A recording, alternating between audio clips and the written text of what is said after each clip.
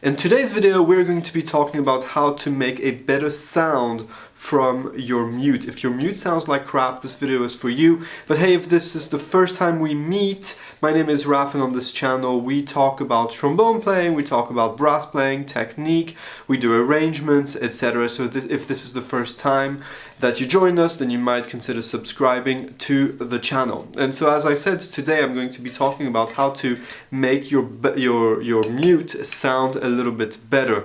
I've had to play Wozzeck, it's an opera by Berg, and there was this very loud, very low part with the mute, and my mute was sounding so bad.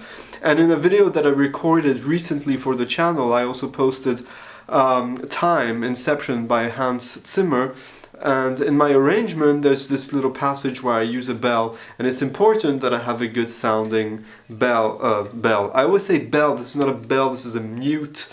It is a normal symphonic mute. It is a Tom Crown mute, video not sponsored. I thought that this bell sounded okay when I tried it before. So 2 tricks to make it sound better. First of all, you have to make sure that you trim those cork parts so that it fits your trombone properly. It should fit your trombone properly. Now, if it's not your mute, if it belongs to your band room or to your opera house, whatever, your school, then do ask permission, but explain that if you don't customize the mute, then it will not sound good. It is not built, when it's built in production, they don't know the size of your bell. Are you playing a big bass trombone bell? Are you playing a smaller bell?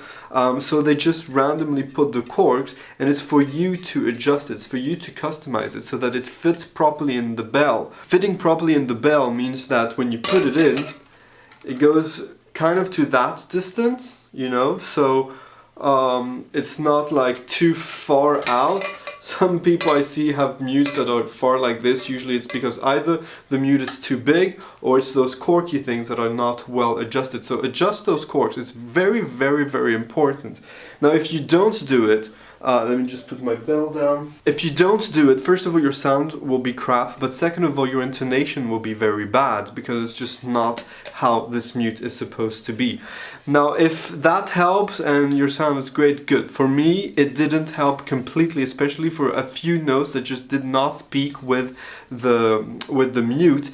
And so I made 4 little holes with a normal tool, you know, like I don't know how you say it in English, those things to make holes, hole maker, I don't know, to make holes in the wall, you know. So you can measure properly so that it's 3 holes actually, sorry, not 4. You measure properly so that they're kind of at same distance from one another, and as you can see, there's a hole here, and then there's a hole here, and then there's one last hole here. And this, a very old teacher told me to do that some time ago, and we went into his woodshed and we did it, and that completely changed the sound of that mute. It's not like the fanciest mute, it's a Tom Crown mute, but now with those 3 little holes, it sounds so much better. Of course, because there's holes, I get a bit less resistance. So when you play, the air goes through here, of course, and instead of being completely stuck, you have a little bit of space for the air to go out here, and it just makes the sound much better. It still has this typical symphonic mute, straight mute sound. I don't do it on all my mutes. I have quite a lot of mutes. Actually, I have all the mutes that you can imagine. But for that one in particular, and for bass trombone, and it was also mostly in some bass notes that I was having a difficult time making a good, beautiful sound.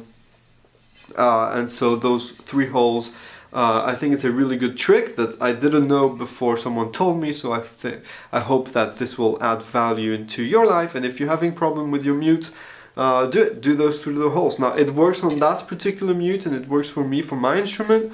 You know, I'm not sure if it's going to work for you, for your mute and for your instrument, but this is what worked for me, so I'm just sharing it here.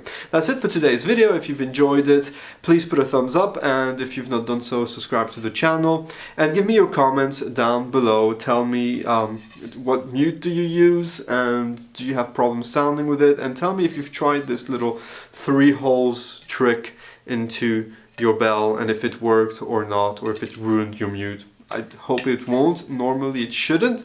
It's just 3 little holes. It's not such a big deal. 3 little holes at the same distance. Try it, tell me how it goes, and I'll speak to you soon. Ciao.